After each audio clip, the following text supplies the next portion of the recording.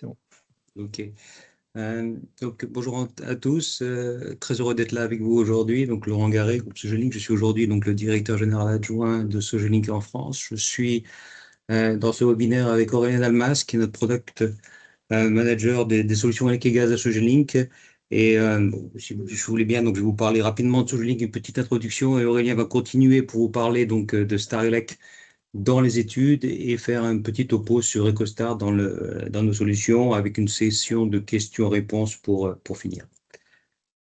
Alors, rapidement, donc Sogelink, qui sommes-nous? Nous sommes éditeurs de logiciels métiers pour la conception, la construction et la maintenance d'infrastructures publiques. Ça fait à peu près 25 ans que Sogelink a été créé, donc 25 ans qu'on accompagne la digitalisation du secteur, donc pour les entreprises de travaux, les exploitants de réseau, les bureaux d'études, les géomètres topographes et aussi les collectivités, bien sûr, dans nos solutions, qu'elles soient desktop, cloud et mobile.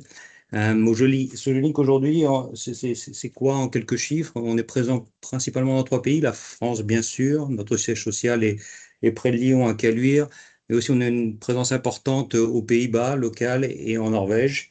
On a en tout à peu près 18 000 clients et on a là, pour ambition, pour continuer à se développer, de continuer à devenir un plus grand acteur européen en s'évertuant à simplifier finalement cet univers de la construction autour des infrastructures en se basant sur à la fois notre expertise et notre proximité terrain et être auprès de nos clients localement, ça permet de répondre à leurs besoins et l'innovation.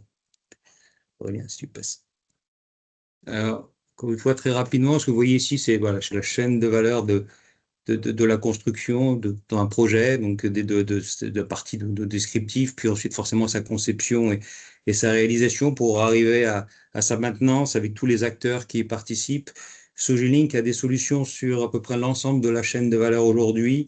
Vous en connaissez probablement quelques-unes, mais pour en citer voilà, quelques-unes, Land2Map qui avait été cité pour les relevés terrain et donc et l'implantation. Et puis ensuite, sur le logiciel de conception, on a ERAS, bien entendu, mais aussi Covadis et Mensura, dont on va vous parler, sans oublier notre plateforme DICT.fr. Et lorsqu'on en arrive aussi à la gestion de l'espace public ou la gestion donc, des infrastructures, on a d'autres logiciels, Literalis, Areo, Cireo, pour en citer quelques-uns.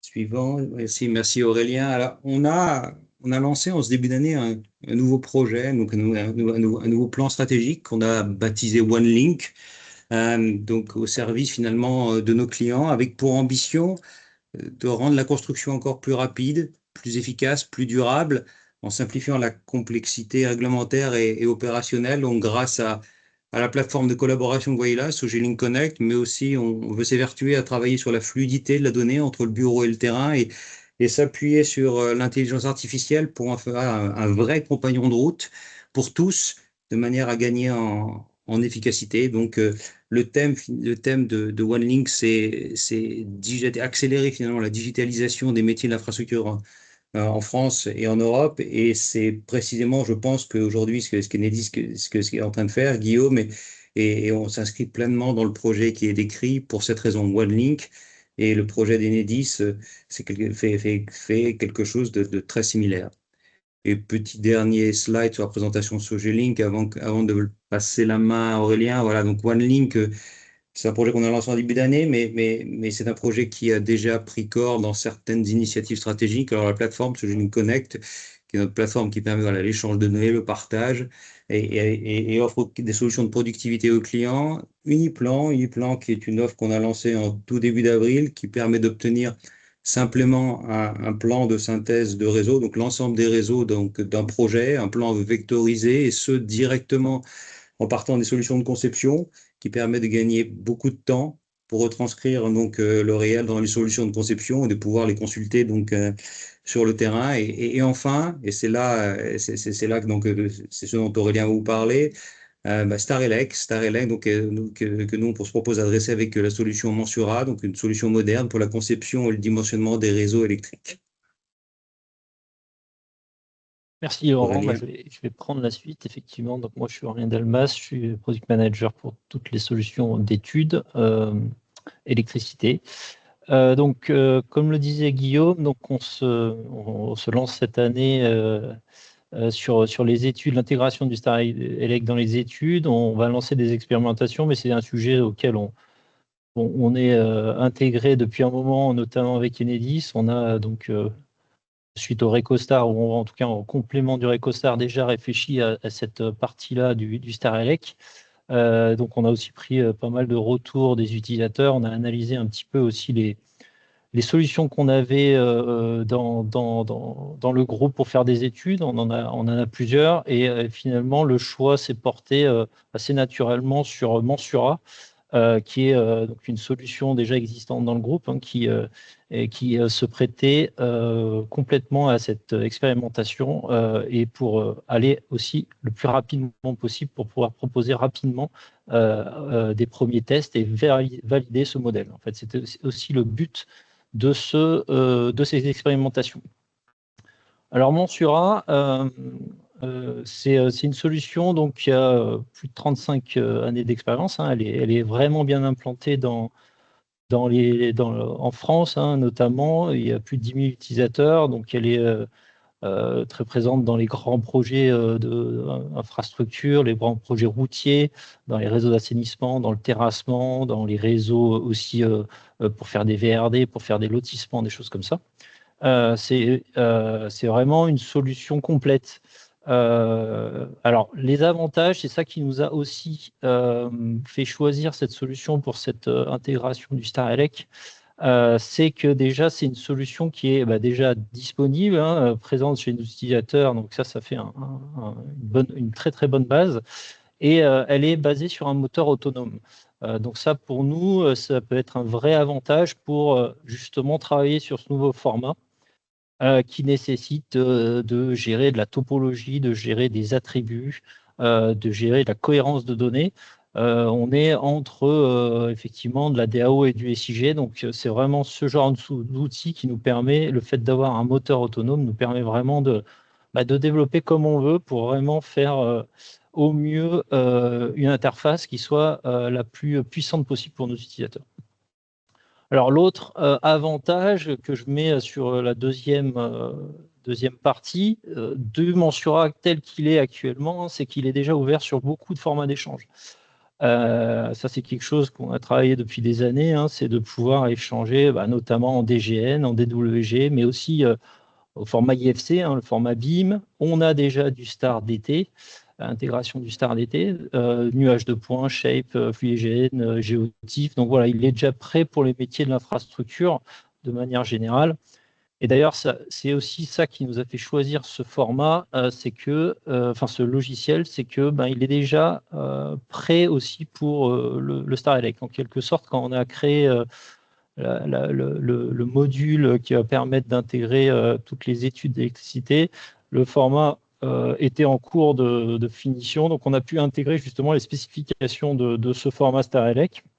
Comme le disait Guillaume, il a été finalisé en 2022, donc on a pu vraiment le préparer, même si, bien sûr, il a évolué depuis et nous, on a besoin de faire encore pas mal de travaux dessus, mais il a l'avantage de déjà être ce logiciel prêt pour ça.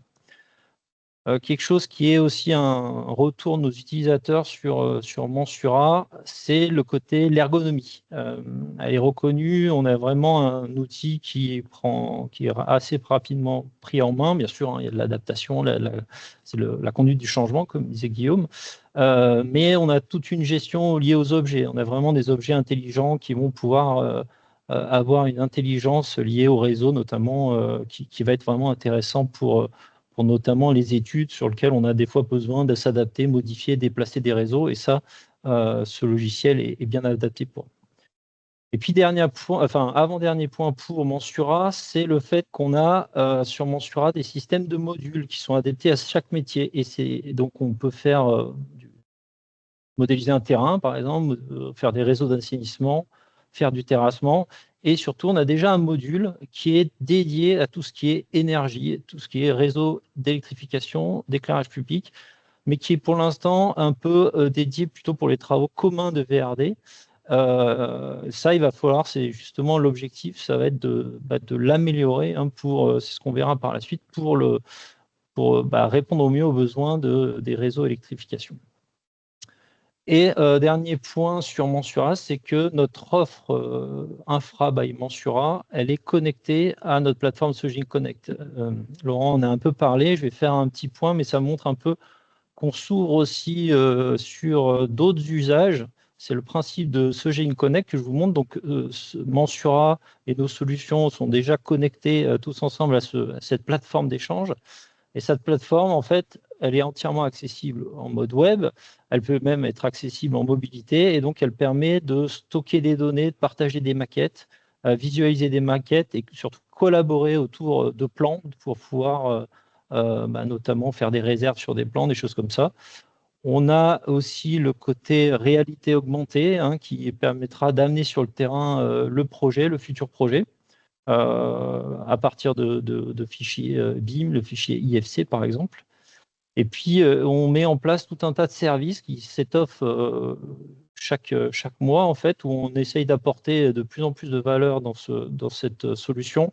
Et notamment, l'exemple, là, c'est on a une solution qui permet de prendre les récépissés en provenance notamment de déclaration.fr, notre solution de DTDICT, et de les transformer en un plan, en une image géoréférencée qui soit assemblée, qui soit intégrée directement dans Mensura pour faire vos plans de synthèse.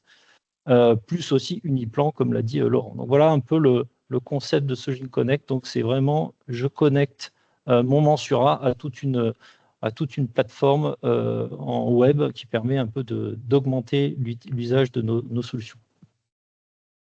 Alors, maintenant que j'ai dit ça, j'ai présenté Mensura tel qu'il est, avec tous les avantages. Maintenant, on sait qu'il y a des gros travaux à faire parce que on va utiliser donc la puissance de Mensura, mais on va devoir, et donc du module existant qui s'appelle énergie et communication, mais on va devoir en fait l'améliorer pour produire les plans projets tels on les attend et échanger les données également. Donc les grands travaux, alors il y en a plusieurs, mais le gros travail qui va être fait lors de cette expérimentation, c'est tout ce qui est import-export du format StarElec. Le but, c'est de voir si ce format s'intègre bien, si en termes de productivité aussi, on arrive à conserver une productivité et d'échanger facilement les données.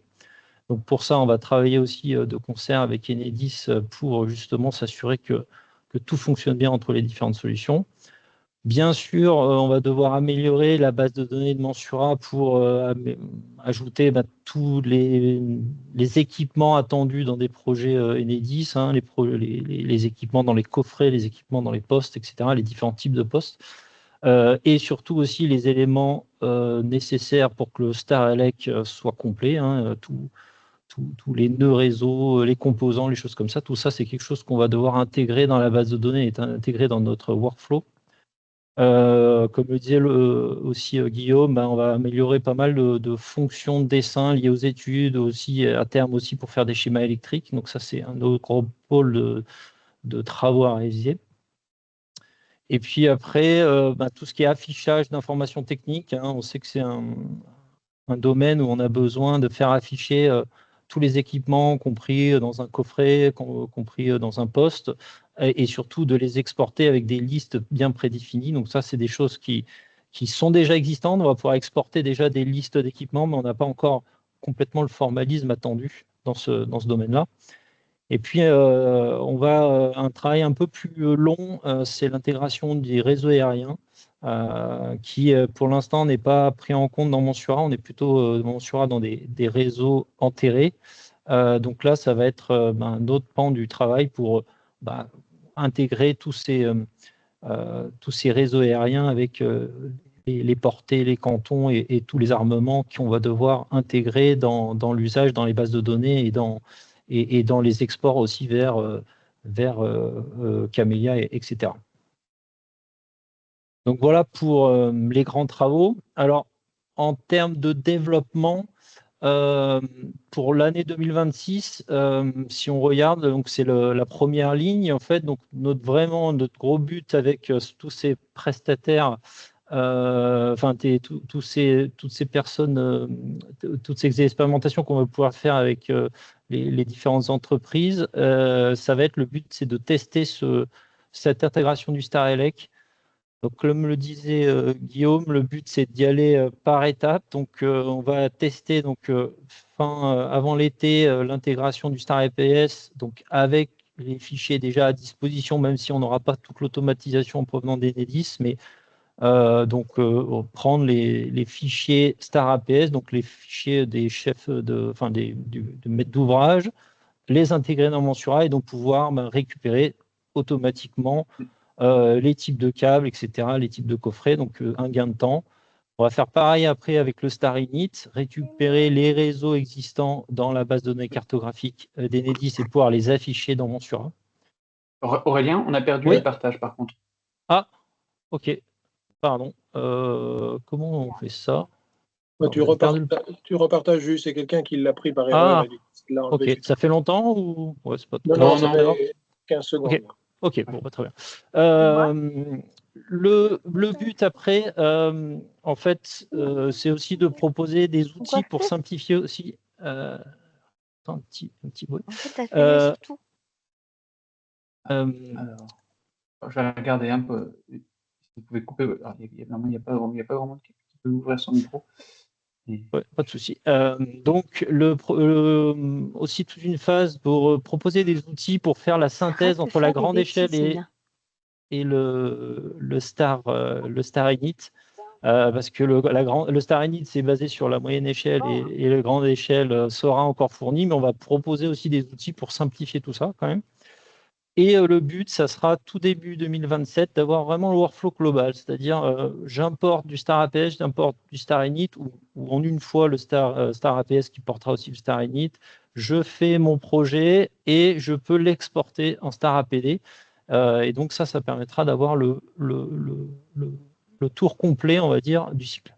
Et bien sûr, on le sait, on a des améliorations à faire. On a eu le cas avec le Greco Star, on voit qu'il y a des évolutions qui sont nécessaires en fonction des premiers retours, des premiers usages. Donc en parallèle, comme je vous l'ai dit, le travail c'est de faire évoluer aussi Mensura avec pas mal de fonctionnalités complémentaires, avec un but, c'est au printemps 2027 de faire une première version de Mensura. Donc si tout se passe bien avec les essais du Starelec, donc avec ce format Star